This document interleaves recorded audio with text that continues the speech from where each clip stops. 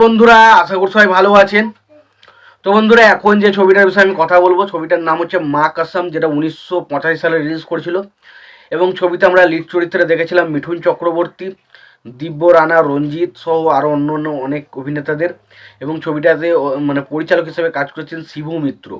তো এই ছবিটাকে নিয়ে এখন ডিটেলস আলোচনা করব। তো তার আগে প্রত্যেকটা বন্ধুকে অনুরোধ করে রাখবো, আপনারা যদি চ্যানেলটায় নতুন হয়ে থাকেন অবশ্যই আপনারা চ্যানেলটা সাবস্ক্রাইব করে নেবেন। আর যদি আপনাদের ভিডিওটি ভালো লেগে থাকে অবশ্যই লাইক কমেন্ট শেয়ার করতে ভুলবেন না। তো এই যে সিনেমাটার কথা বলবো মা কসম, এই সিনেমাটার বিষয়ে কথা বলার আগে ছবিটার পরিচালক, প্রযোজক এবং সঙ্গীতক হিসেবে কারা কাজ করেছিলেন সেই বিষয়ে পুরো ডিটেলস আলোচনা করা যাক। তার পরবর্তী সময় না সিনেমাটা নিয়ে আলোচনা করা যাবে। তো ছবিটার পরিচালক হিসেবে কাজ করেছিলেন শিবু মিত্র, ছবিটার প্রযোজক হিসেবে কাজ করেছিলেন বীণা শর্মা, ছবিটার সঙ্গীতক হিসেবে কাজ করেছিলেন বাপ্পি লাহিড়ী, ছবিটার রান টাইম ছিল 130 মিনিটের মতো। এবং ছবিতে অভিনয় করেছেন মিঠুন চক্রবর্তী, দিব্য রানা, রঞ্জিত, প্রাণ, আমজেদ খান, শরৎ সাক্সেনা সহ আরও অনেকে। এবার দেখুন, এই ছবিতে গান প্রায় ছিল 6টা থেকে 7টা মতো। এবং গানগুলো খুব ভালো গান সেটা আমার কিন্তু মনে হয়নি, এবং যে খুব যে খারাপ গান, একদম টাট্টি গান সেটা কিন্তু হয়নি। গানগুলো কিন্তু ওভারঅল একটা ঠিকঠাক গান। যদি আপনি এ ধরনের গান শুনতে ভালোবাসেন তাহলে কোথাও না কোথাও গিয়ে গানগুলো আপনার ভালো লাগবে। এবং গানগুলো নিয়ে আমি যদি কথা বলি, গানগুলো বাপ্পি লাহিড়ীর মিউজিকে মোটামুটি শুনতে ভালোই লাগে। এবার আসি গল্পটার বিষয়, গল্পটা কেমন। যেমন গল্পটা আমরা শুরুতেই দেখতে পাই যে রঞ্জিত বলে যে ক্যারেক্টারটা রয়েছে, সে কিছু বছর জেল খেটে বাইরে আসছে এবং সে এসেই জানতে পারছে যে তার ঠাকুর পরিবারে হাতে যে আংটিটা রয়েছে সেই আংটির মাধ্যমে একটা ম্যাপ রয়েছে, এবং সেই ম্যাপের মাধ্যমে যে কত ঠাকুর পরিবারের যে গুপ্তধন সেটা কোথায় রয়েছে সেটা জানা যাবে। যেই কারণে সে ঠাকুরকে হত্যা করে।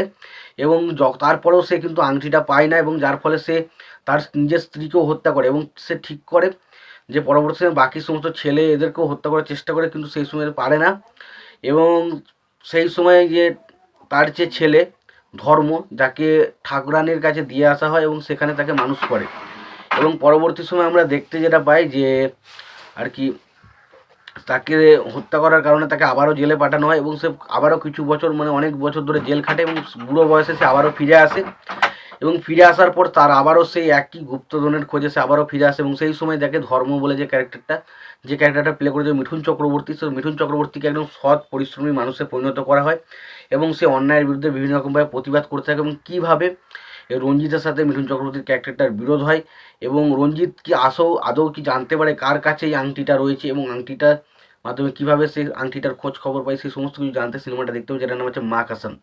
এবং এখানে আমজাদ খান খুবই ভালো পারফরমেন্স দিয়েছে। ছবিতে মিঠুন চক্রবর্তীর থেকেও ভালো পারফরমেন্স কিন্তু আমজাদ খান দিয়েছে। পাশাপাশি বাকি যারা রয়েছে প্রত্যেকের কাজ ওভারঅল ঠিকঠাক। মিঠুন চক্রবর্তীর সাথে দিব্যরানার কেমিস্ট্রিটা মোটামুটি ফুটে ওঠে ছবির মধ্যে, গল্পটা মোটামুটি ইন্টারেস্টিং ছিল। এবং ওভারঅলে সিনেমাটা দেখুন সবই রয়েছে, বাট ছবিটা আমার কাছে একটু ঠিকঠাক সিনেমা বলে মনে হচ্ছে, খুব একটা এক্সট্রাঅর্ডিনারি কিছু মনে হয়নি। তোমাদের কেমন লাগে সিনেমাটা মা কসম অবশ্যই জানিও। সিনেমাটা যদি তোমাদের ভালো লেগে থাকে অবশ্যই লাইক কমেন্ট শেয়ার করে দিও। চ্যানেলটা নতুন হয়ে থাকলে অবশ্যই তোমরা চ্যানেলটা সাবস্ক্রাইব করে নিয়ে পাশে বেল আইকনটা অবশ্যই প্রেস করে দিও। ভালো থেকো, সুস্থ থেকো, দেখা হচ্ছে পরবর্তীতে।